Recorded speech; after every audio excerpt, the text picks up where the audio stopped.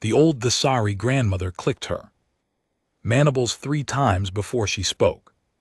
That was always the warning. 3 clicks meant the story was serious. 3 clicks meant the children should stop moving and start listening before. I tell you this, she said, her 6 eyes scanning the young ones gathered around her. You must understand one thing, not everything that is forgotten is gone. Some things simply wait. The children leaned in closer.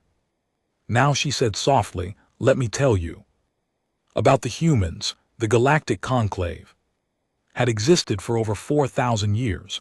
It was not a perfect thing. It was loud and slow and full of arguments that lasted longer than some species had been alive.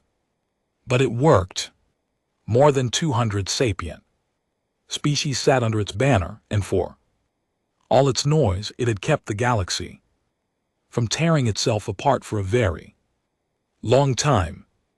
Every species in the conclave had a history. Every species had wars behind them and scars and stories they told their young to explain how the universe worked. But there was one story, one name that crossed every border and every language without being asked to human.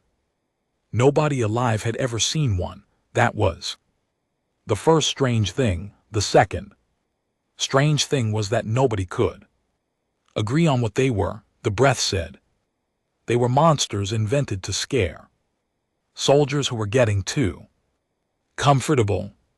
The Alun, the ancient gas dwellers who had been around since before most species learned to write, said the humans were real but gone.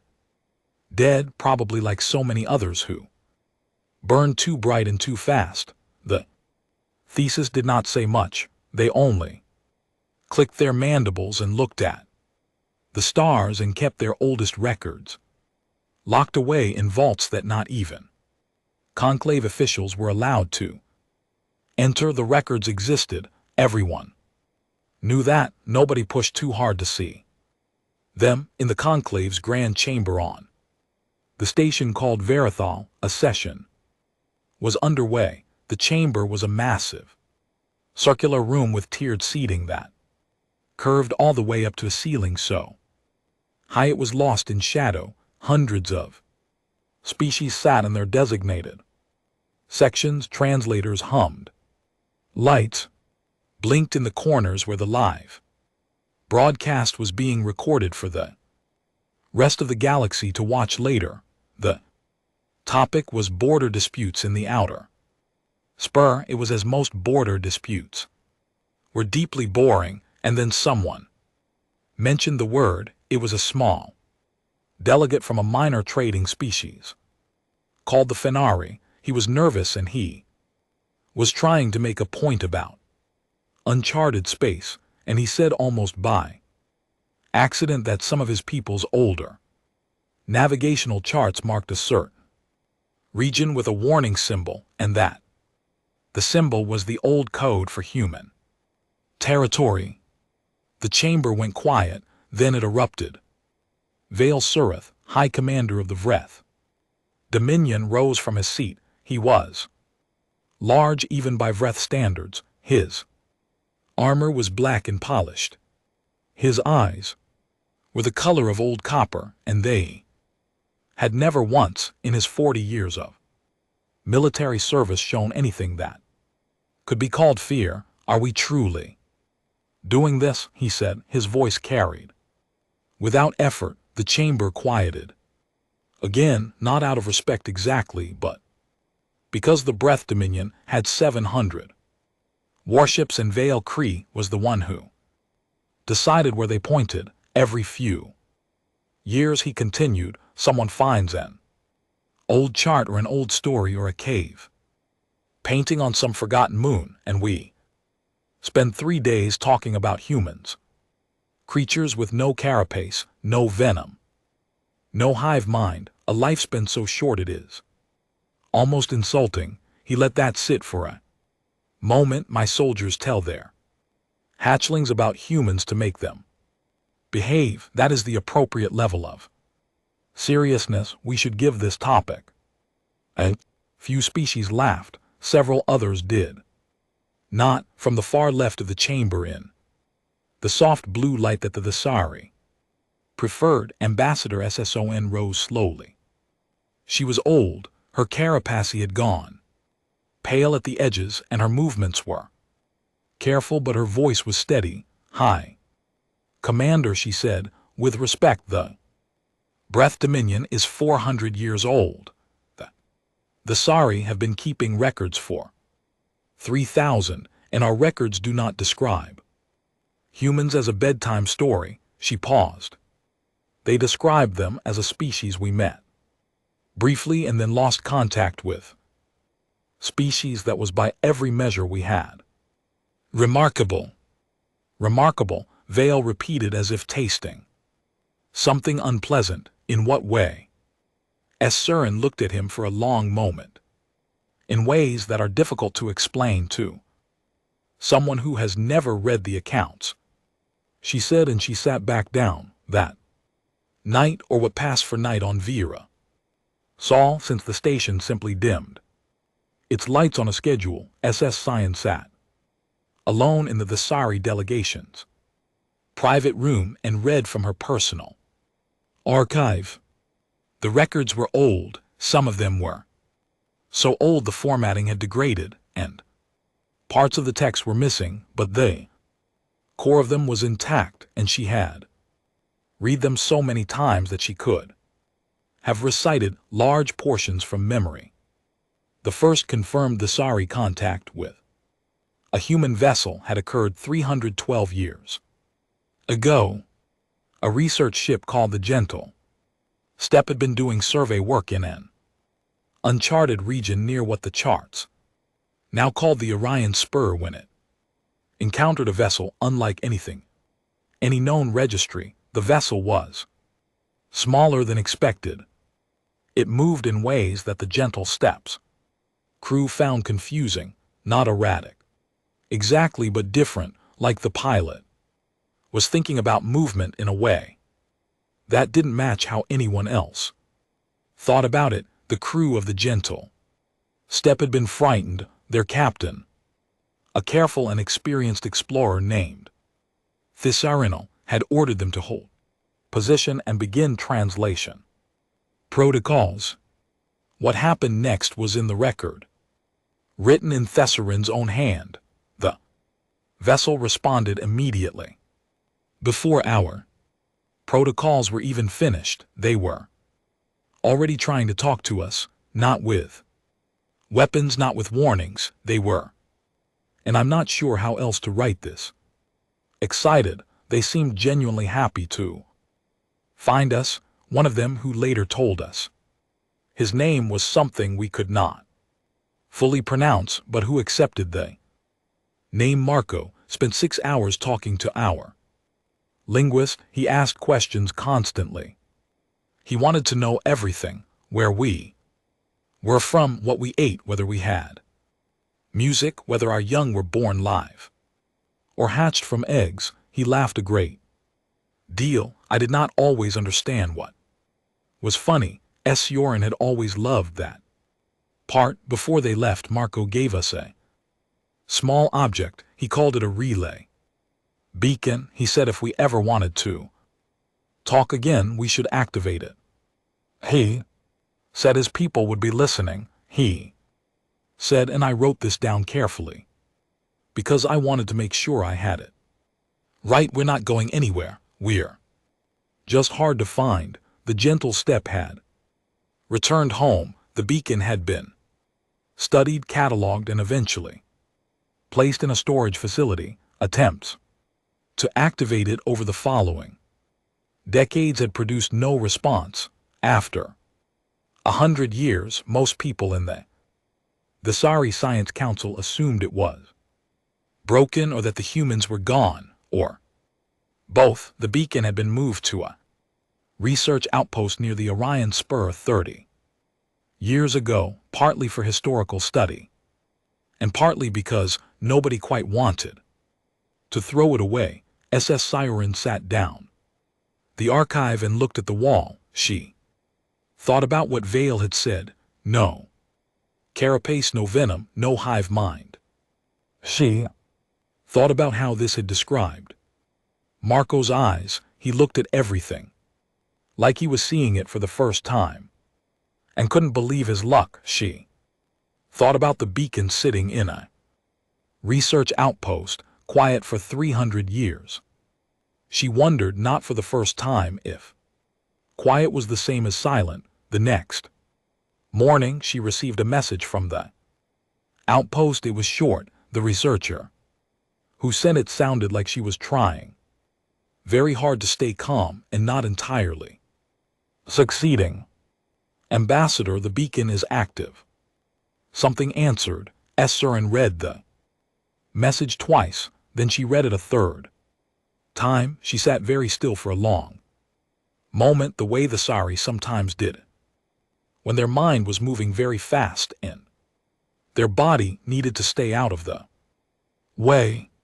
Then she stood up, walked to her communication console and sent private message to the research vessel Endless Curiosity, which was currently the closest the Sari ship to the Orion Spur. She told them to go to the beacon.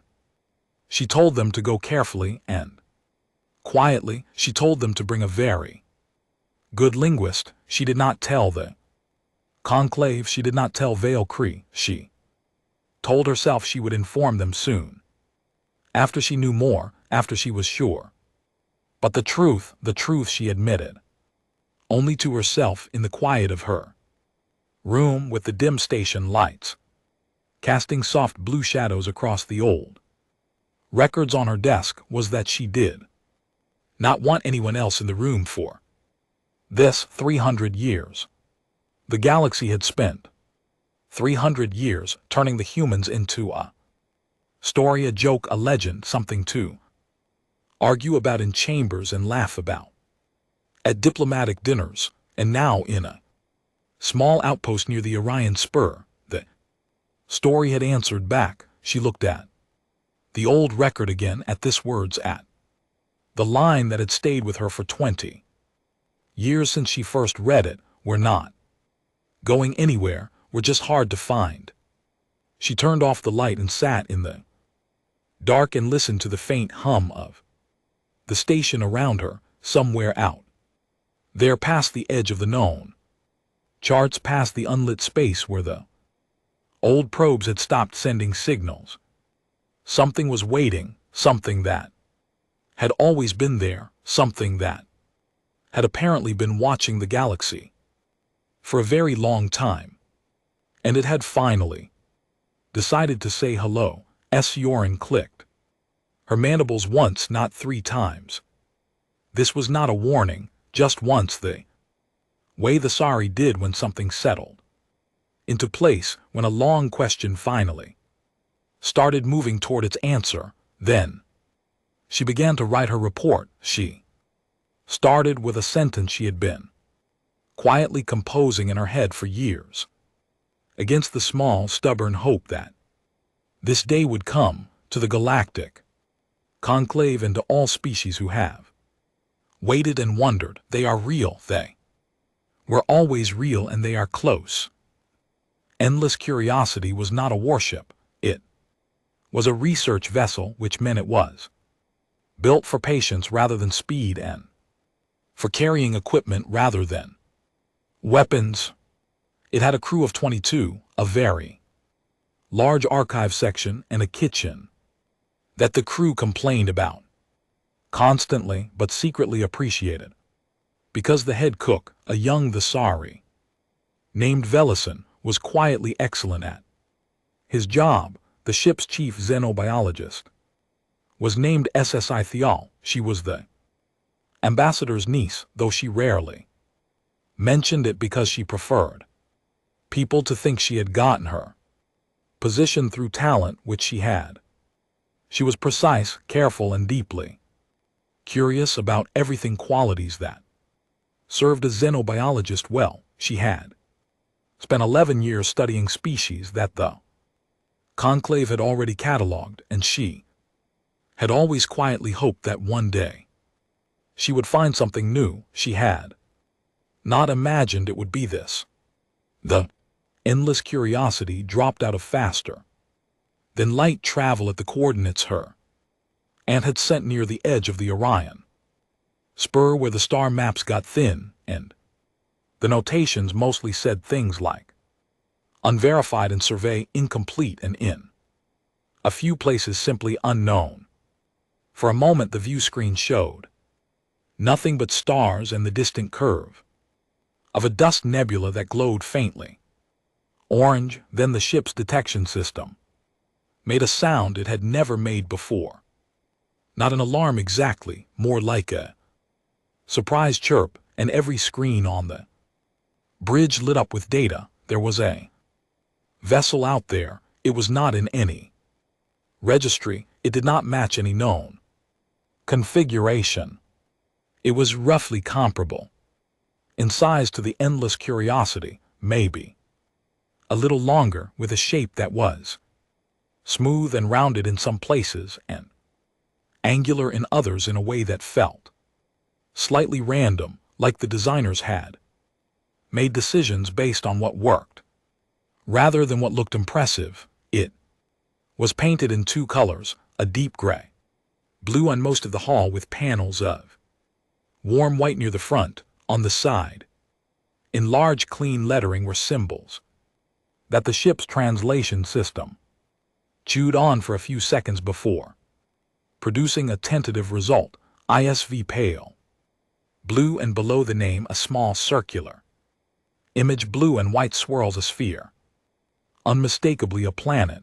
SSI Thial stood very still at her console, her 6 secondary eyes, the small ones along her temples that usually tracked background information, had all turned toward the view screen on their own. Her main eyes hadn't blinked. "They're hailing us," said the communications officer, a young male named Raison, in a voice that sounded like he was reporting something perfectly routine, while his entire body disagreed. "Open the channel, SSI." The Ronald said. The screen split. On one half the pale blue floated against the stars. On the other half a face, the first human that SSI the Ronald ever saw, was a woman of medium height with brown skin, dark hair pulled back from her face, and eyes the color of deep water. She was wearing a uniform, practical, not decorative, and she had an expression on her face that SSI the Ranal would later spend a long time trying to describe accurately in her notes. The closest she got was the look of someone who has been waiting for a bus that is 300 years late and has just seen it coming around the corner.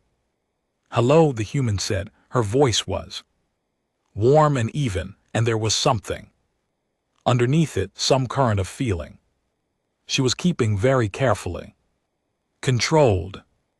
"My name is Captain Elena Vasquez. I am from Earth." She paused. "I imagine you have some questions." The first 6 hours were a kind of controlled chaos. Both ships matched velocity and drifted alongside each other while their translation systems worked, compared notes, and worked some more. It turned out that the humans had been collecting the Sari language data for a long time. The translation from their end was startlingly almost perfect. From the Sari side it was rougher, but it improved quickly.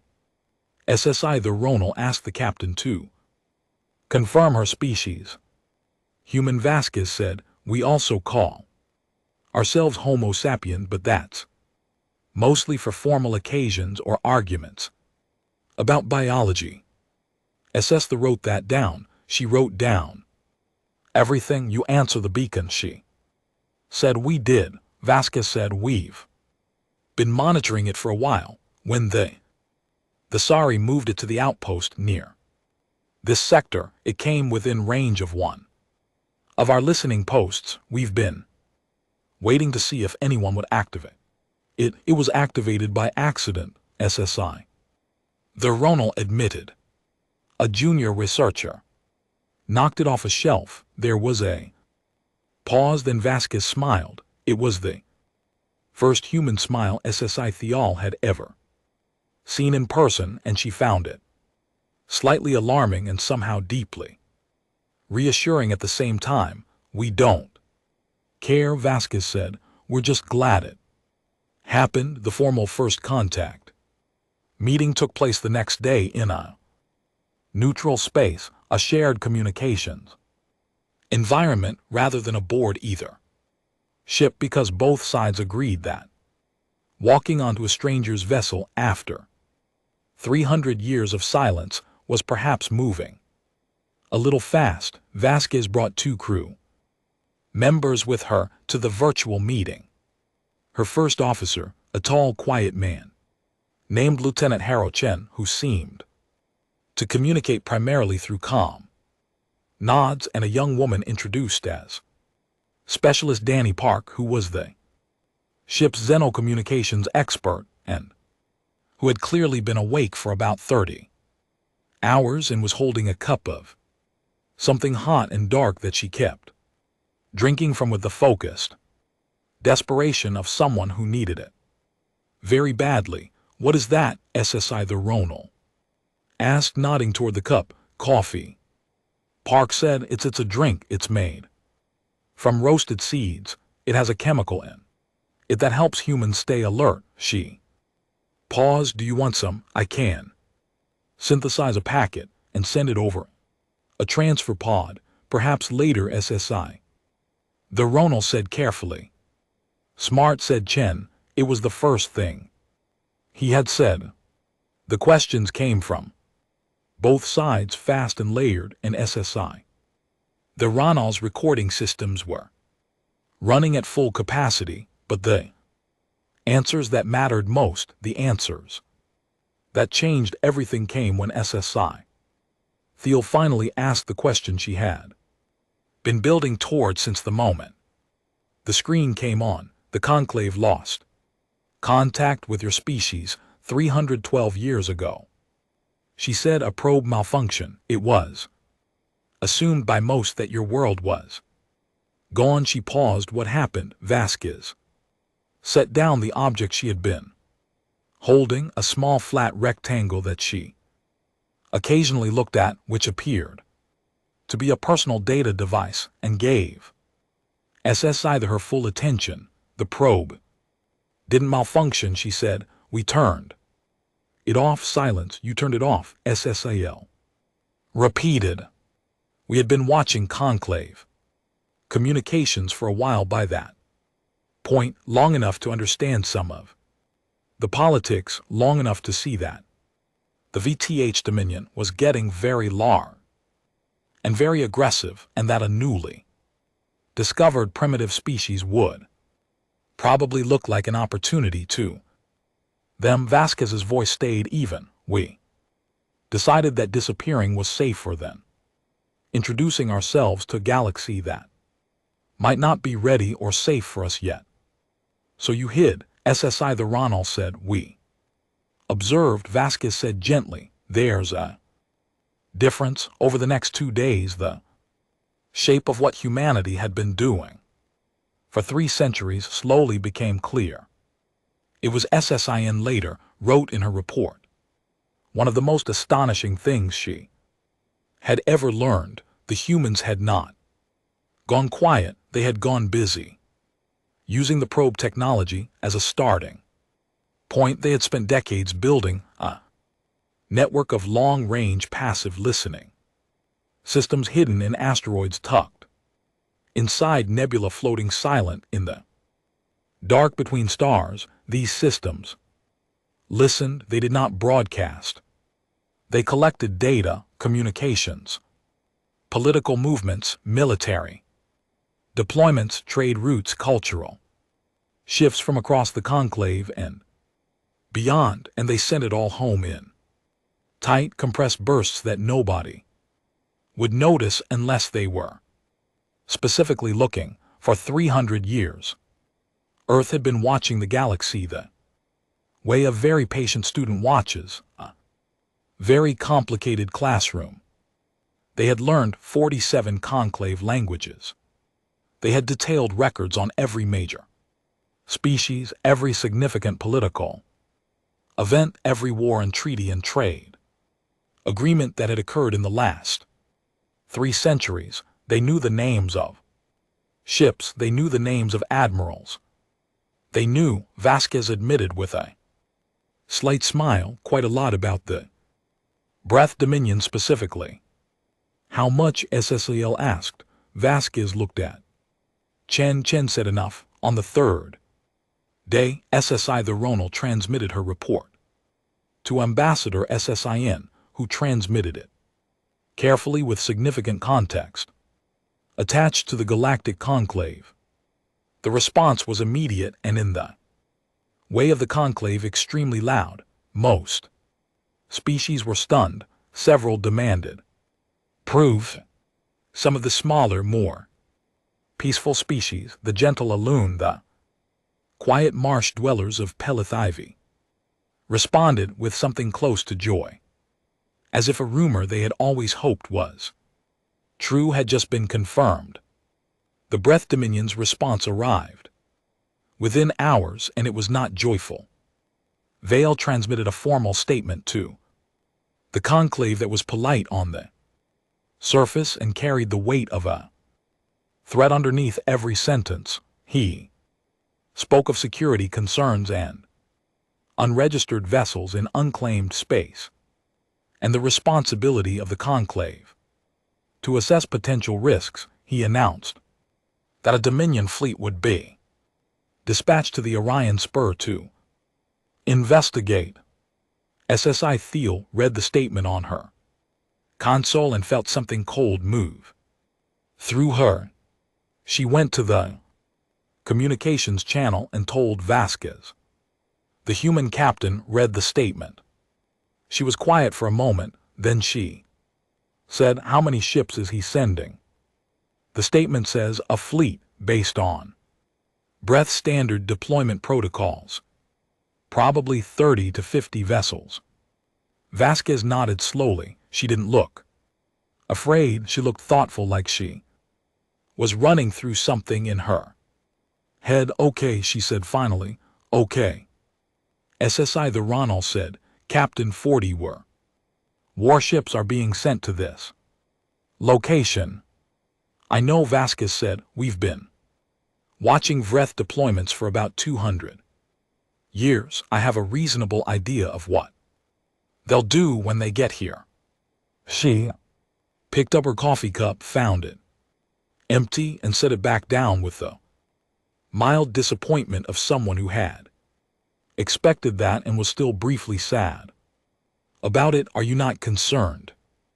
Sither Thiel asked. Vasquez looked at her. There was something in her expression that SSI Thernal couldn't fully read, something calm and old and settled, like a deep water current that moves slowly and cannot be stopped. "I've been ready for this conversation with the Dominion for a long time," she said quietly. "We all have." She paused. "Tell your ambassador that we'd appreciate it if the endless curiosity stayed close. Having a Thesari ship nearby when they arrive will help." "Help? How?" SS Ther asked. "It'll remind them," Vasquez said simply, "that this isn't just between us and them." SSINAL wrote that down. Then she looked out the view screen at the pale blue floating quiet against the stars, its running lights blinking in that strange cheerful pattern that she had asked about and been told was called festive for reasons the captain had explained, but that SSI the Rinnell was still thinking about. She thought about this old record, about the line that the ambassador kept in her private archive.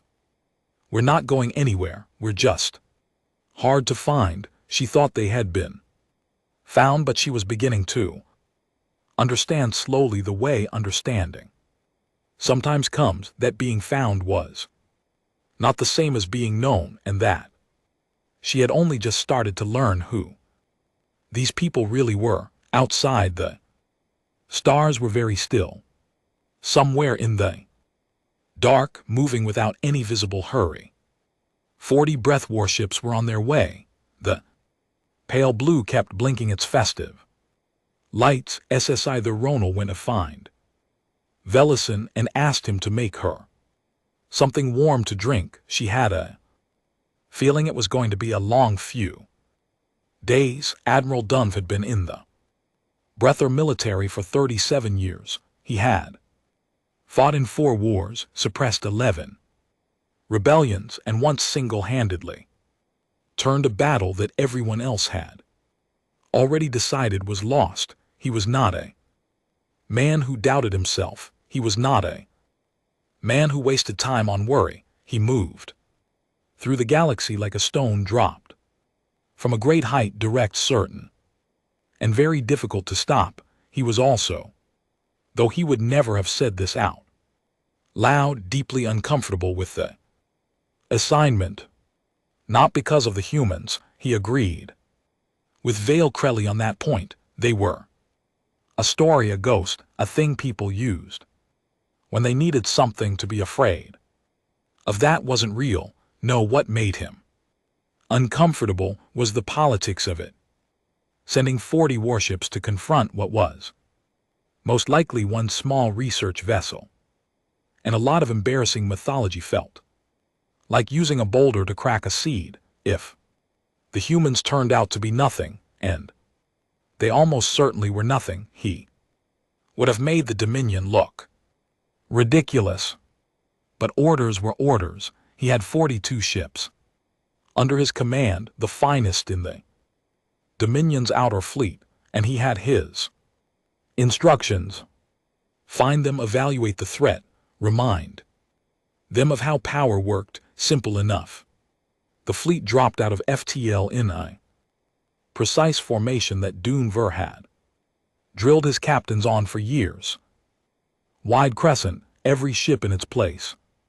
Weapon systems warm but not active. It was a posture that said, we are strong, and we are here, and you should make your decisions accordingly. He had used it many times. It worked. For a moment, the view screen showed him exactly what he expected: empty space, a distant nebula, some unremarkable stars. Then the sensors gave him the 2 ships. One was the endless curiosity of the sorry research vessel he had already pulled records on during the journey. The other was the human ship, the pale blue. He stared at it. He was not sure what he had expected. Something more, perhaps. It was smaller than he had imagined. It had no visible weapon systems. It was painted in gray, blue, and white, and along its hull he zoomed the visual feed. There were lights, small, colorful lights blinking in a cheerful, rhythmic pattern that had absolutely no tactical significance whatsoever. One of his junior officers made a very quiet sound, not a laugh, something more confused than a laugh. Open a channel, Dunver said. Then before his communications officer could respond, something came through on the channel on its own, not words but sound. Transmission from the human ship on an open frequency. Music. His system identified it as loud, aggressive, fast, built around a rhythm that hit like a physical thing, and a voice that was shouting something about a road and a destination. It took his translator 7 full seconds to process the lyrics, which was longer than it usually took for anything. The translation it returned was, I am traveling on a path toward extreme conditions, and I find this acceptable. Dune blinked. Get me the human captain, he said. Captain Vasquez appeared on the screen. She was sitting in what appeared to be her command chair, relaxed, one leg crossed over the other, with a cup of something hot in Her hand, she looked at him the way you might look at someone who has knocked on your door, politely attentive in no particular hurry. Admir, she said. She said it correctly, which meant she had already looked up his rank. Welcome to the Orion Spur. I'm Captain Elena Vasquez of the ISV Pale Blue. Can I help you? You are operating in unclaimed space with an unregistered vessel, Dunk said. Under Conclave Treaty 741, all unregistered vessels are subject to Dominion inspection. In Treaty 741, applies to commercial vessels operating within map trade corridors, Vasquez said. Pleasantly, we're in uncharted space and we're not a commercial vessel, but I appreciate the citation. Dunk paused. In 37 years nobody had interrupted him mid-treaty citation. He recalibrated. You represent a species with no standing in the conclave, no registered territory, and no diplomatic recognition. You have made contact with a conclave member species without authorization.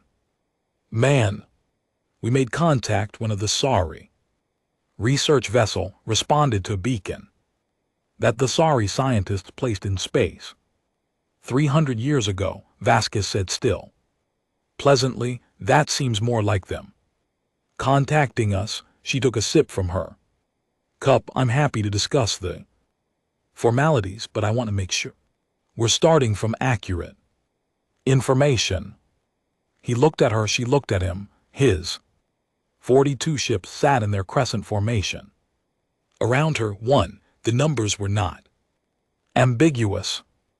Captain Vasquez, he said, deciding to get to the point, you are a single vessel in the presence of a Dominion fleet. I am prepared to offer you a simple and direct path forward. You will provide us with full technical data on your vessel and your species' current capabilities.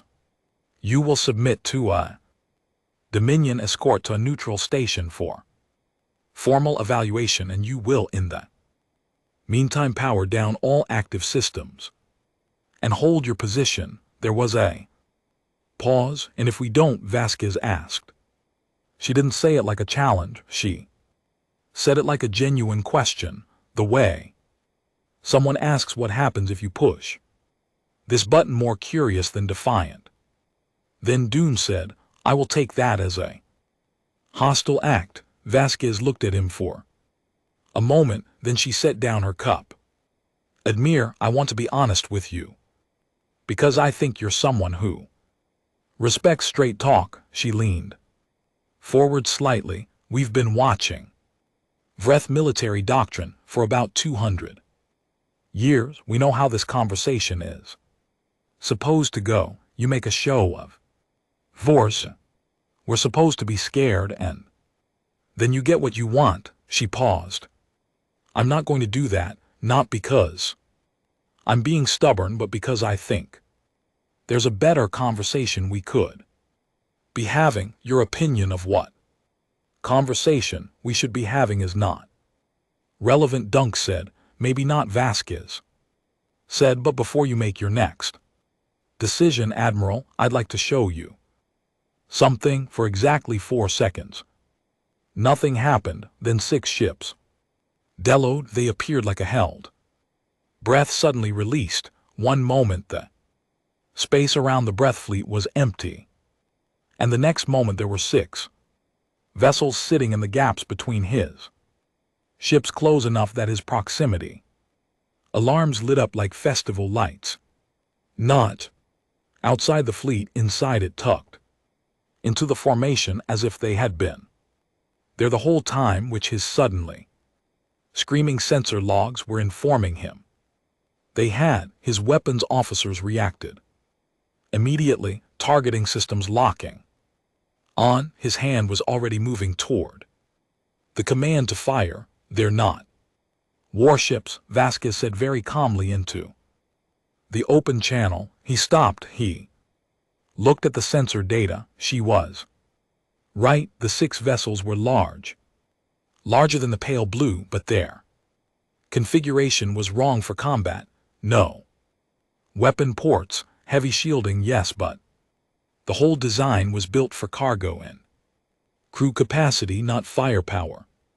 They were, his analyst reported after a long, confused moment, logistics carriers, supply ships, the kind of vessels that followed a military fleet to keep it fed and fueled and repaired. Support ships had been sitting inside his combat formation for an unknown amount of time, and his sensors had not detected them. Once nobody in his fleet had. The bridge of the Breath flagship was very quiet, dumbfounded that he needed to breathe slowly and deliberately, which was not normally something he had to think about. Those are our support ships, Vasquez said. They're not armed. I sent them in ahead of time because I wanted you to understand something. Her voice was still calm and still even and still somehow not unkind. We're not the pale blue. The pale blue is just who came to talk. And those 6 ships, those are just the ones that keep the lights on. She paused, and when she continued, her voice had something very quiet and very serious under it. We didn't bring our warships, Admiral. We didn't think we'd need them, but if you want, I can have some here in about 4 hours. Dunk said nothing. He was thinking very quickly about what kind of fleet would bring logistics vessels to a first contact situation, not as a show of force, but as a demonstration about what it meant that those 6 ships had sat inside his formation, invisible for the entire approach, about what it meant that they had planned for this conversation far enough in advance to stage it. He was thinking about what kind of military does not bring its warships to this conversation because it does not think it needs them. He was, and he identified the feeling slowly because it was genuinely unfamiliar, afraid. Not of the ships, not even of the warships that might be 4 hours away. He was afraid because for the first time in 37 years he was in a room, a situation, and he did not know how big it actually was. He could see the walls, he could see. He had no idea what was behind the ones he couldn't. Admiral, it was his second in command, Commander Drevathel, speaking quietly at his shoulder. Your orders. Dune Varric looked at the screen. Vasquez was watching him with patient, steady eyes. She was still not afraid. She had been not afraid the entire time, and he was beginning to understand that it was not an act. He thought about the message he would have to send to Veal Cree. He thought about what it would say. We arrived, we made our demands. They were not afraid. They had ships we couldn't see. I'm not sure how many we still cannot see. He thought about the fact that the Conclave broadcast network was almost certainly receiving some portion of this transmission. The Thesari ship was right there, and the Thesari were not known for keeping quiet when something important happened. Hold position, he said. Stand down. Targeting. He kept his voice perfectly level. We will return to Dominion space to report and await further instructions. On the screen, Vasquez nodded once. I think that's a good idea, she said. For what it's worth, Admiral, the offer to talk is open. It will stay open. We've waited 300 years already. We're not in a rush. He cut the channel. Bridge was silent for a long moment. She said 4 hours, his analyst said. Carefully, for warships, I heard. Her dumb said, do you think that's accurate? Dune Varric looked at the empty space where the 6 cloaked ships had been sitting completely invisible.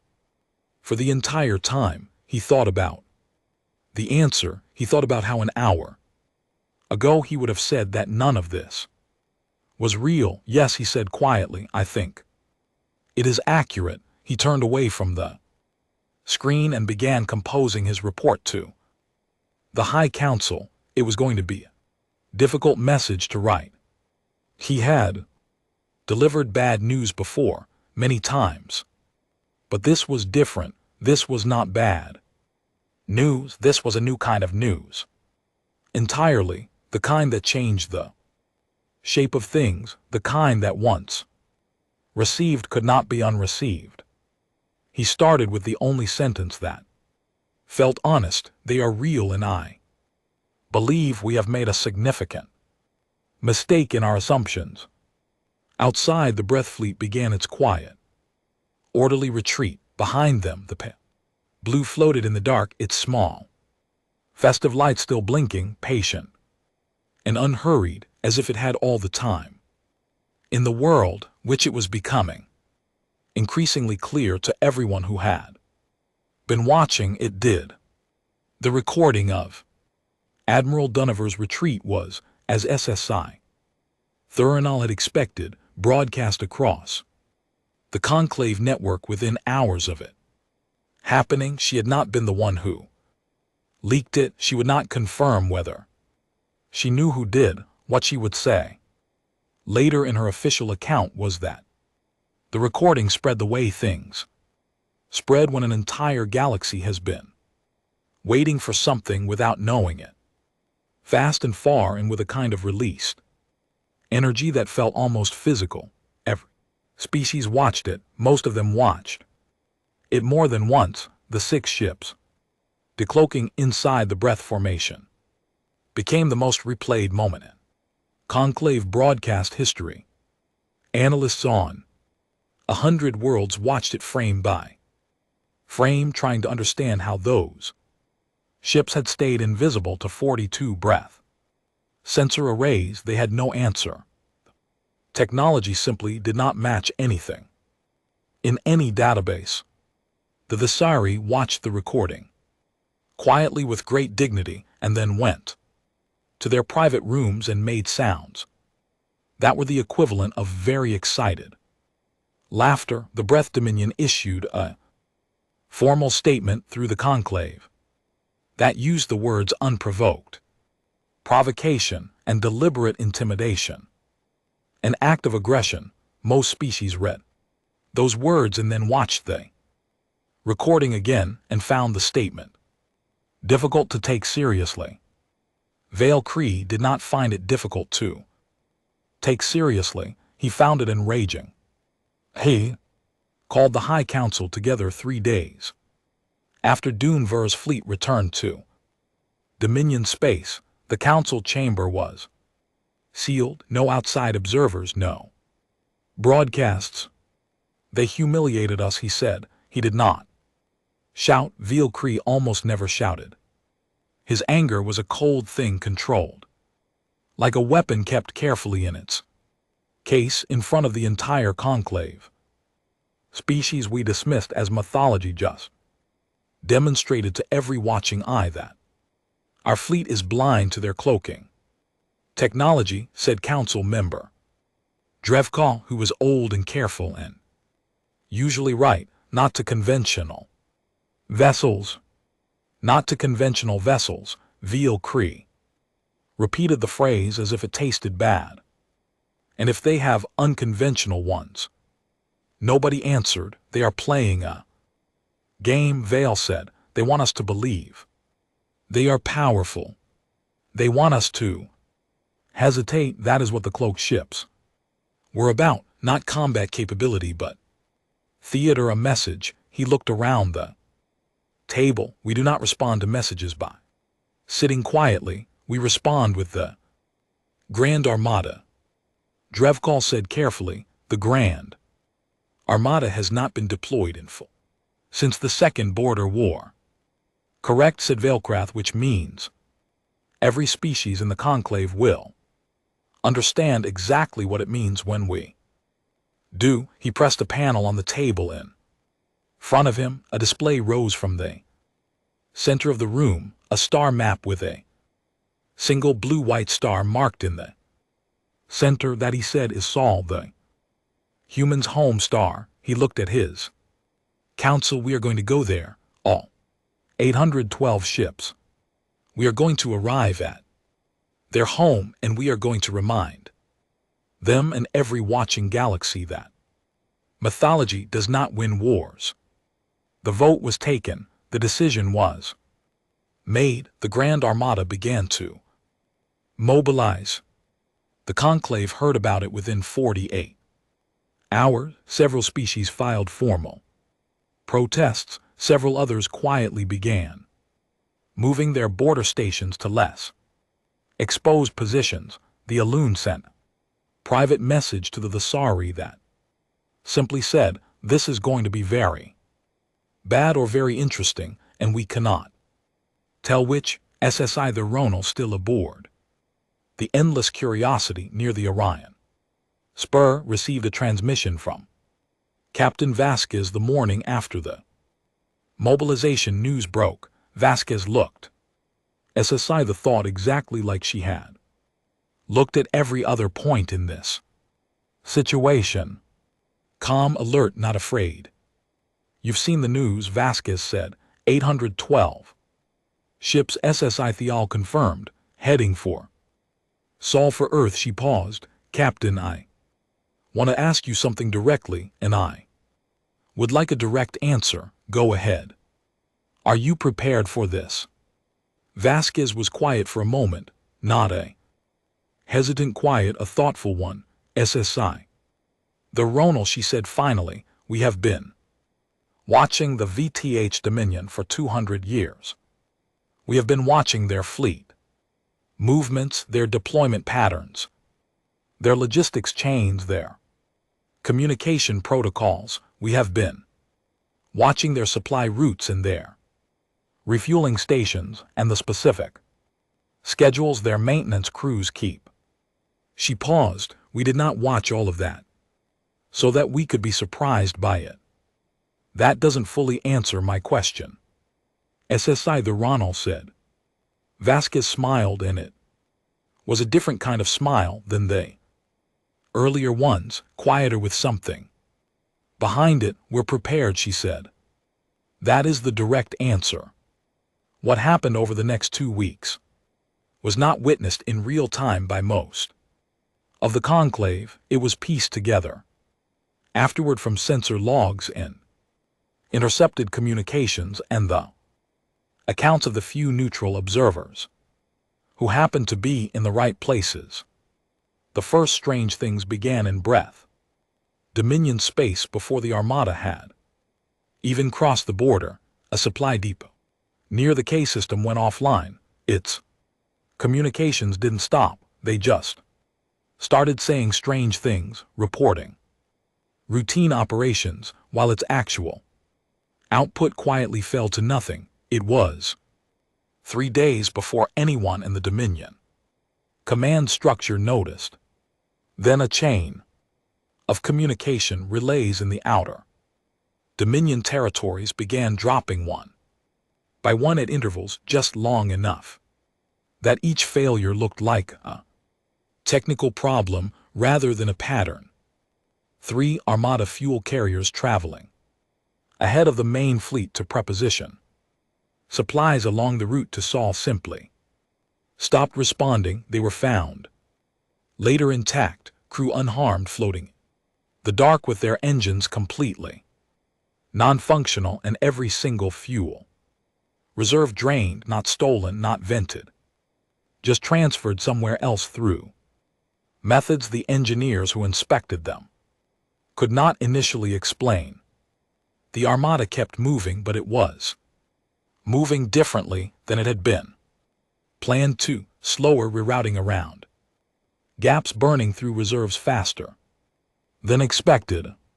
The careful, precise machine of breath military logistics was beginning to develop small, quiet holes, and nobody in the breath command structure could see the hands that were making them, the Grand Armada crossed into the Sol system on a morning that the crew of the Endless Curiosity, now repositioned at a safe observation distance, would remember for the rest of their lives. 812 ships, they came in formation, massive and dark and very real, the largest military force anyone in the Conclave had ever assembled, even on the Endless Curiosity's long-range sensors. They were an extraordinary sight, a vast crescent of metal and power, moving with the slow certainty of something that has never had to hurry because nothing has ever been fast enough to stop it. SSI.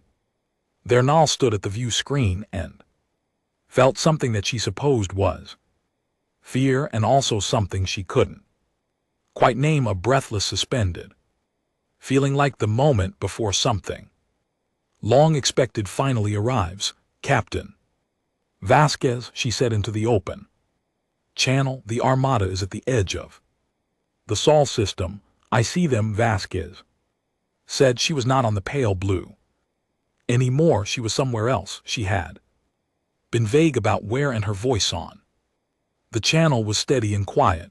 Where is the human fleet? SSI Vernal asked. I'm not seeing. Then she stopped on the long-range sensors from behind the far side of Earth's moon. Something was moving. Not one ship, not six, a fleet rising from the shadow of the moon with the slow, unhurried confidence of something that has been waiting a long time and is now finally done waiting. SSI Vernal had studied military vessels her entire career. She knew their shapes and sizes and configurations. She knew what a warship looked like, the angles built for deflecting fire, the reinforced hull sections, the weapon ports designed to be hard to spot from certain angles until they needed to be seen. The human warships were beautiful. That was not a word she used professionally, but it was the one that arrived in her mind and stayed there. They were large, larger than she had expected, and they moved with a smoothness that suggested the most extraordinary engineering, and they were built with an intent so clear and so total that even looking at them from a distance she could feel it. These ships had been built to win. In the Breath Armada's command ship, Valeth watched the human fleet emerge and felt something he had told himself he would not feel. The sensors were giving him numbers. He focused on the numbers because numbers were real and useful. Human fleet approximately 300 vessels. Armada 812. The numbers were in his favor. He kept watching the human fleet moving toward his Armada and found unexpectedly that the numbers did not make him feel better. He opened a channel. Human vessels, you are facing the full Grand Armada of the Breath Dominion. Stand down and withdraw, or we will. High Commander Valeth, a voice said from the channel. It was not Vasquez. It was a different voice, a man's voice, older, with a particular calmness of someone who has spent a great deal of time in difficult situations. My name is Admiral James Yarrow. I command the Sol Defense Fleet. A brief pause. I want to make sure we understand each other clearly before anything else happens. We are not going to stand down. We are not going to withdraw, and we are not going to fire. First, another pause, shorter, but we will respond, and I want you to have seen that clearly so there's no confusion later about what happened. Here, Valkyrie said, your fleet is outnumbered nearly 3-1. Yes, said Yarrow, I'm aware. The first engagement lasted 11 minutes. Later, analysts from 6 different species would spend years studying the sensor records of those 11 Minutes trying to fully understand what happened. The human fleet did not fight the way any known species fought. They did not charge or form lines or try to concentrate fire on single targets. They moved in a fluid, shifting pattern that seemed almost random until you watched it long enough to see that it was not random at all. It was adaptive, every ship constantly adjusting to every other ship, the whole fleet moving like something alive. They did not fire to destroy. Every human weapon system was calibrated with extraordinary precision to disable engines, navigation systems, weapons arrays. The shots were targeted with a surgical accuracy that the breath gunners trying to track and match could not come close to answering. In 11 minutes, 240 breath ships were dead in space, not destroyed, not burning, just stopped. Every crew intact, every vessel recoverable, just entirely, completely unable to move. The rest of the armada held its formation. It had not broken. The breath were not a species that broke easily, but Vailcreth could see his captains waiting for his orders, and he could feel in the silence of the channel, in the stillness of his officers around him, that the next move was the most important decision he had ever made. Akoro's voice came back on the channel. High Commander, I want you to look at the ships we've disabled. Check your sensors, check your crew reports. A pause. Everyone is alive. Every ship is intact. We can give you your 240 ships back in about 3 days with a repair team. His voice was quiet and utterly serious. We don't want a war. We have never wanted a war, but you should understand something clearly. We are very, very good at them. Another pause. Stand the armada down. Let's talk. Veal Cree looked at the disabled ships on his sensor display. He looked at the human fleet sitting calm and still in the space ahead of him, not advancing. Waiting. He thought about Dune Ver's report about the cloaked logistics ships, about the supply depot that had gone dark before the armada even crossed the border, about the fuel carriers floating empty in the dark, about 240 ships stopped cold in 11 minutes without a single casualty. He thought about the word he had used in the conclave chamber, confident and contemptuous story. He closed his eyes for a moment. Stand down the armada, he said. All vessels hold position. Do not fire. He opened his eyes. Open a channel to the human admiral. The channel opened.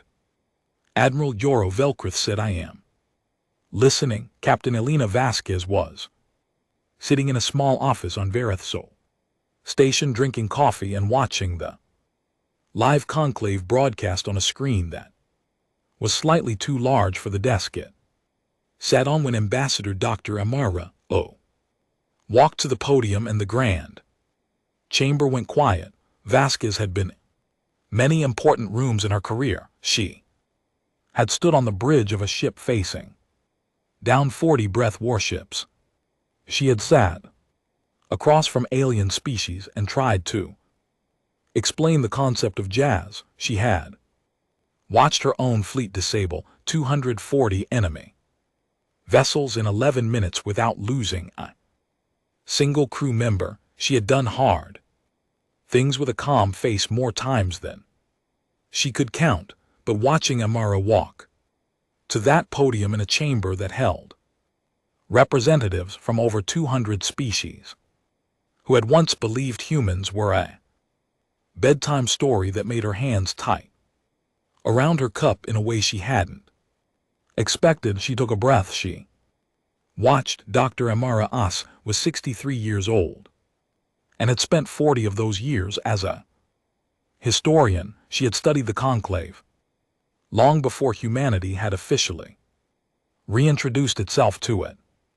She had read every intercepted communication, every political record, every cultural document that Earth's listening network had gathered over 3 centuries. She knew this room better than most of the people in it knew it. She had studied its history, its failures, its moments of extraordinary decency, and its long, complicated story of power and compromise.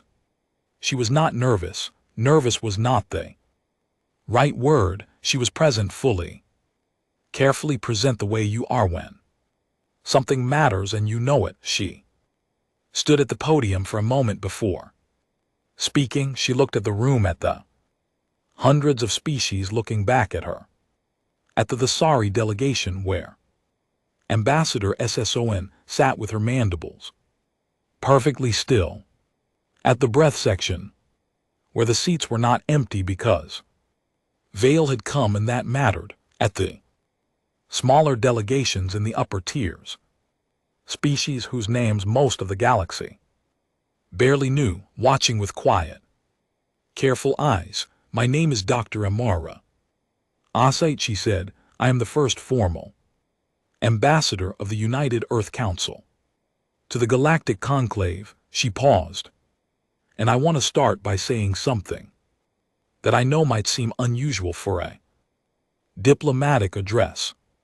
The chamber waited. I want to say that we are sorry for the silence. In the small office, Vasquez set down her cup. Not for hiding, Amara continued. I won't apologize for protecting our people during a time when we didn't yet know if this galaxy was safe for us. That was a decision made carefully, and I believe it was right. She looked out at the chamber, but 300 years is a long time to be absent, and in that time things happened that we watch from a distance, that we might have helped with if we had been here, conflicts we might have helped resolve, species that suffered under arrangements that more voices at the table might have changed. She paused, letting that settle. We made a choice, and it was a reasonable choice, and it still cost something. I think it's important to say that plainly. The chamber was very quiet. We are not here, she went on, because we are the most powerful species in this room. I am aware that the events of the last several weeks have made our military capabilities very clear, and I am not going to pretend otherwise, but power is not why we are asking for a seat at this table. She looked across the room slowly, making sure she was speaking to all of it. We are here because we are curious, because 300 years of watching you, all of you, has made us want to be part of this, not just observers of it, because we have made mistakes as all of you have, and we have learned things as all of you have, and we think we have something to contribute. She smiled, and it was a small, honest smile, not political, not calculated. We also think you are all extraordinary, she said. Every species in this room. We have spent 3 centuries studying you, and we are still not finished. We expect we never will be. That is, honestly, one of the best things we can say about you. The vote that followed was not, as SSI Thernal noted in her official report, a foregone conclusion. The Breath Dominion abstained rather than voting yes. Vale's delegation sat in silence while the count was read, and he did not look at the human section when the final number came up, but he had come, he had stayed, he had listened. After the ceasefire in the Sol system, he had returned to Dominion space and, within a week, requested a private channel with Admiral Yoro, not to negotiate surrender terms, but to ask questions, specific, careful questions about how the human fleet had managed what it managed. Yoro had answered them, all of them, clearly and without gloating. Vale Cree had not said thank you because that was not how Verith operated, but he had said, I understand, and from him in that moment. That meant the same thing. The Dominion itself was not unified. The ceasefire had cracked something that had already been cracking for a long time, not the breath people but the system around them. The structure of authority that Valar, Kreth, and the High Council represented. 3 client species at the Dominions.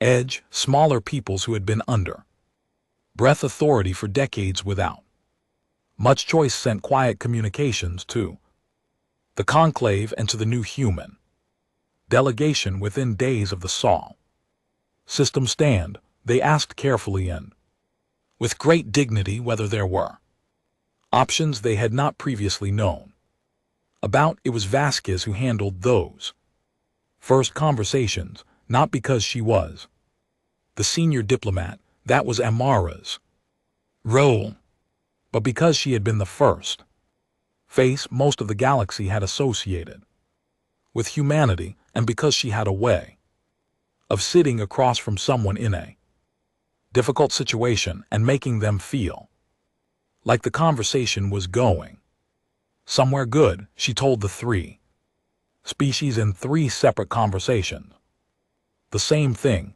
that options existed, that the Conclave had mechanisms for exactly this kind of situation, and that the human delegation would support them in whatever direction they chose. She did not promise easy outcomes. She told them the truth about how complicated these processes were. All 3 species said they understood. All 3 said they wanted to proceed. Vale Cree found out about those conversations within 2 days because the VR had an excellent intelligence network. He sent a formal communication to the human delegation that was pointed and cold and used the word interference several times. Vasquez wrote back in a response that was almost equally formal, but had something at the edges of it that was not cold at all. She wrote that humanity was not trying to destabilize the Dominion. She wrote that a breath Dominion that was stable, confident, and at peace with its neighbors was better for the whole galaxy, including Earth.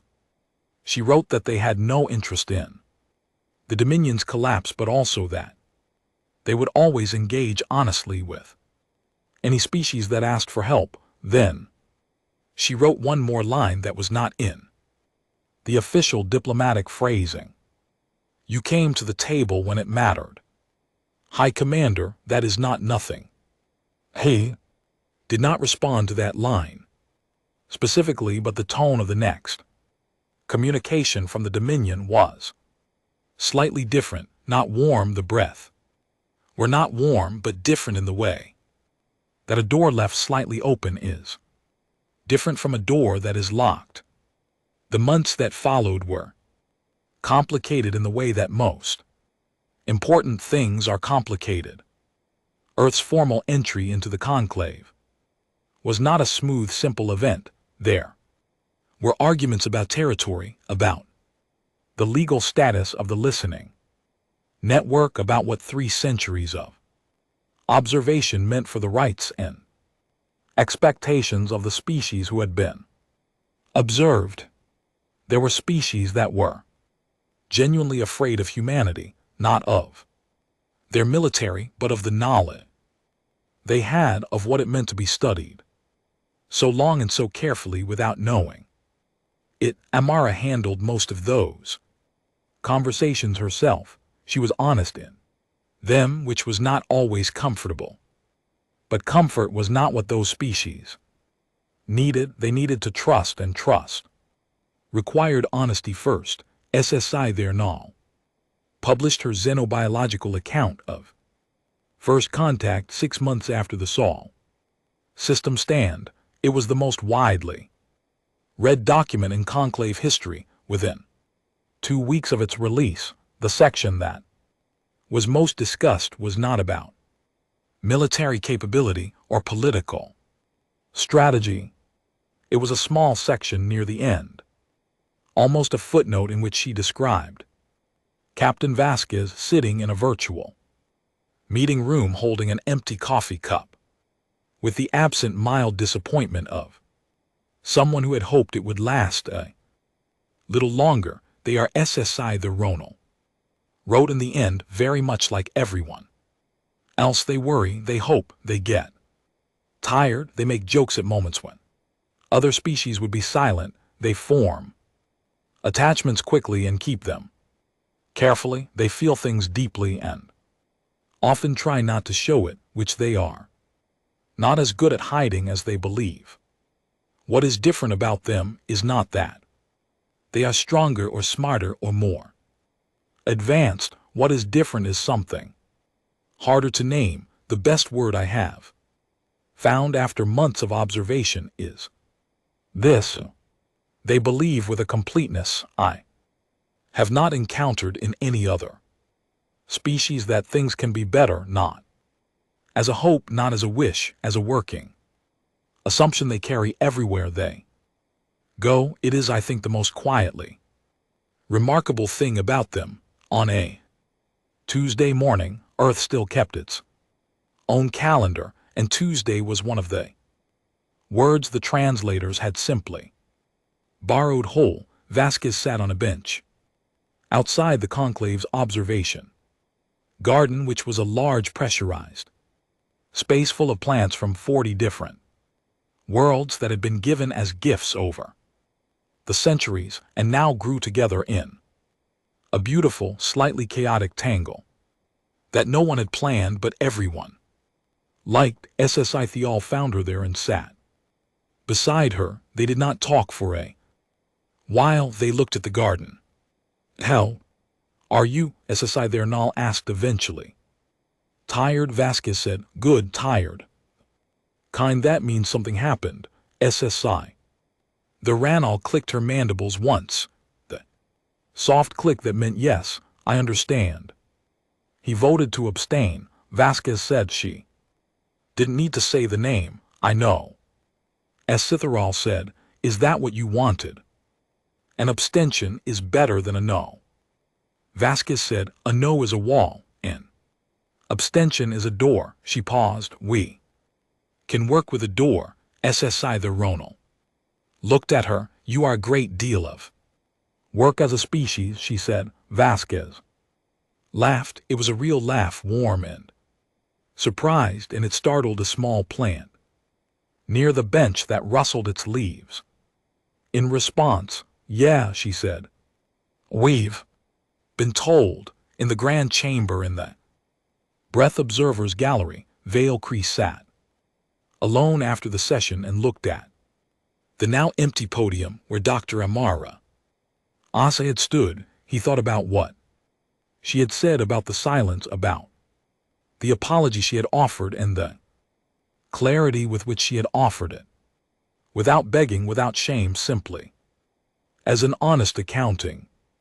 He thought about 37 years of military service, and about all the stories he had dismissed, and about sitting in a fleet of 42 ships while 6 invisible vessels decloaked inside his formation, like a quiet answer to a question he hadn't known he was asking. He thought about the word he had used, story. He thought about what it meant that the story had arrived, and had arrived like this. Not with rage, not with revenge, not with a crushing display of all the power it had accumulated over 3 centuries of watching and waiting, but with a historian at a podium telling the truth.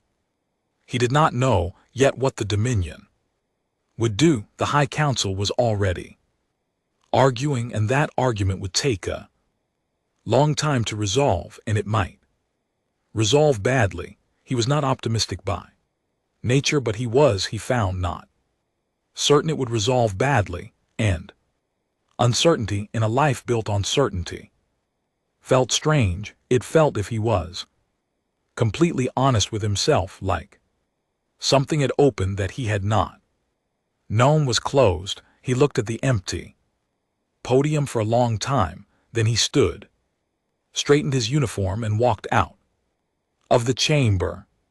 Not toward the ships, not toward the Dominion secure communications array, but toward the small corridor that led to the Conclave's public meeting rooms, where he had been told through channels that required a certain amount of personal humility to use, that the human delegation was available for conversations. He walked slowly. He was not sure what he would say. He would think of something outside through the station's viewing panels. The stars were the same stars they had always been.